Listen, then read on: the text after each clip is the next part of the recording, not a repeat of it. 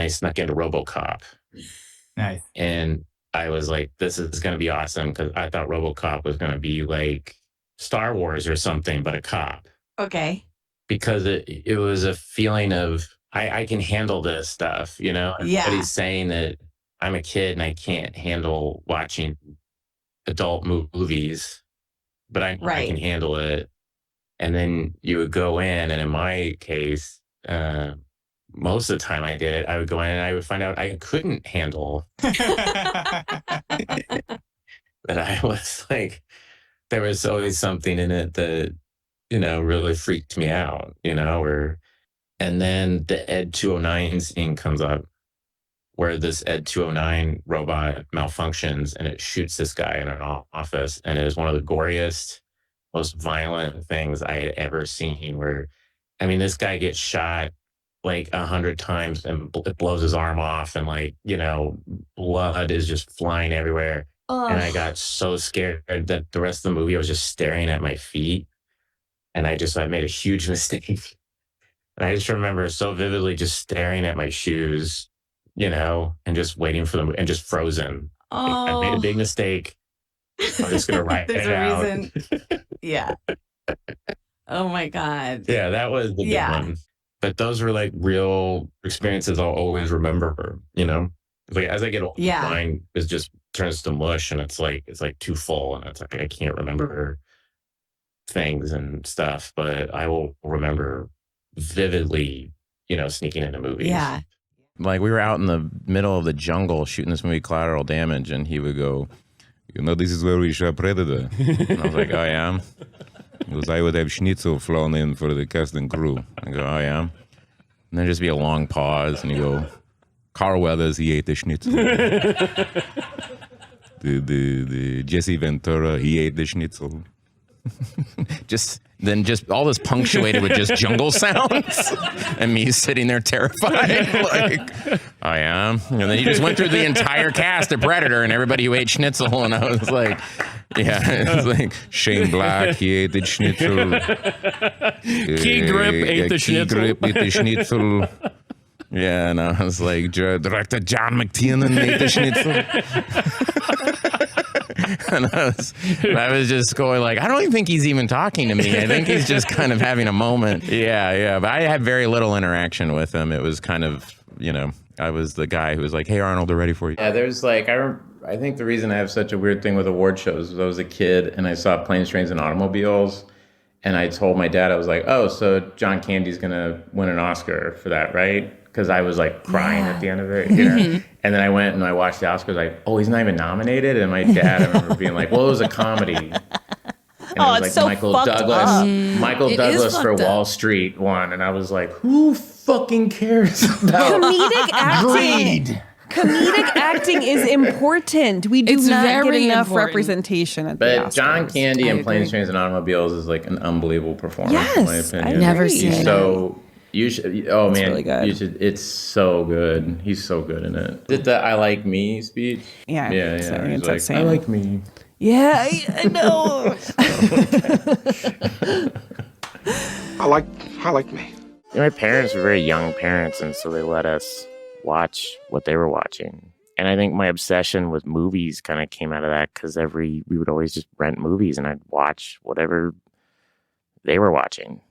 Or seen Raising Arizona when it first came out on VHS, and that seems very inappropriate. You must have been like 9 or something. It was 9, but at a very young age, that was kind of films I liked were very much, you know, what you call cinematic, you know, and then I also like comedy, and so it was weird that I always felt for some reason like, why are these two separate things? Why are these comedies I like kind of don't look as good as Taxi Driver? Right? You know what I mean? Right. Why can't they do this, you know?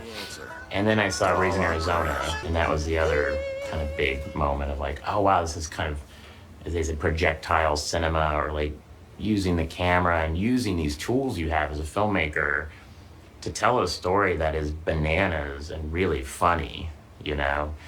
And then that led me to well, who do these guys like? Oh, they talk about Preston Sturges. Well, let me go check out Preston Sturges. You know what I mean? And go, wow, okay, so he was kind of doing that stuff. Oh, neat. You know, and then that leads you to, well, who are his contemporaries? Well, let's check out, you know, Frank Capra. Let's check out, you know, whoever. You know what's on Criterion channel right now, and it's a tough watch, but a fascinating one, is a documentary called The Emperor's Naked Army Marches On. It's one of the best documentaries I've ever seen. Oh, this is a movie, going back to Errol Morris. I found a list of Errol Morris's favorite documentaries. And on there was, you know, Land Without Bread, the Buñuel movie, and The Man with Movie Camera. But on his number one movie was The Emperor's Naked Army Marches On. It's basically a documentary about a Japanese soldier from World War II who was part of a platoon, and once the Japanese surrendered, soldiers in his platoon tried to leave, and they were shot and killed by, you know, a group of generals were ordered executed. This guy survived this, and he's been seething about it for about 40 years. So now it's 1980s, and he takes a film crew with him, and he goes and finds these colonels. And they're these nice old men. And he goes into their houses and places of business. One guy owns a restaurant, one guy's retired. And he very politely comes down and sits and chats with them and says, you did this.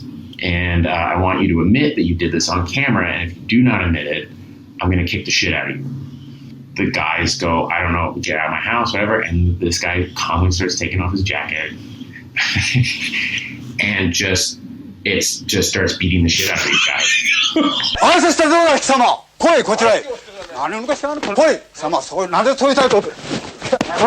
Oh my God. And it's a revenge documentary. It's just this guy is so angry, and you kind of go, well, who's insane here? This guy's acting insane. And that's just not the way human beings work. Right. But also, how do they think that this guy's going to just forget this?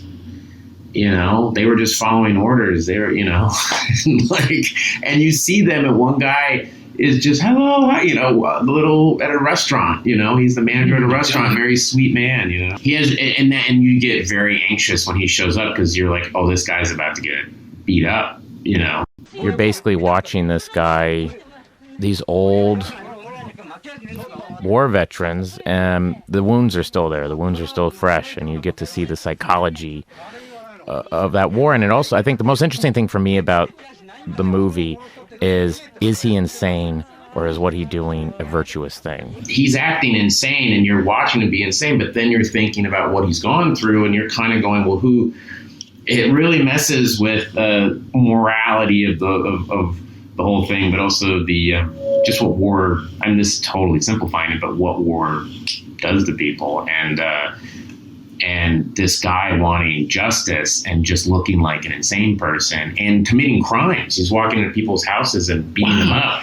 And it has a thing in it which I love, which is a real fight. I grew up like you watching movie fights.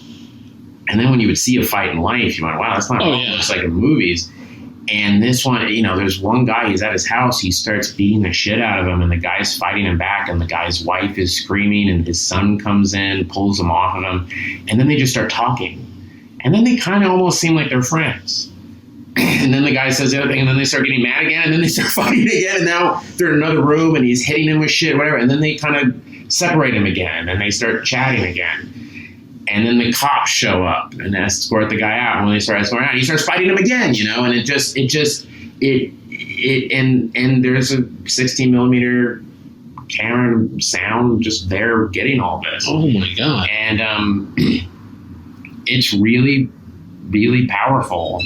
And you do watch it going, that man's insane, and you don't want him in your house.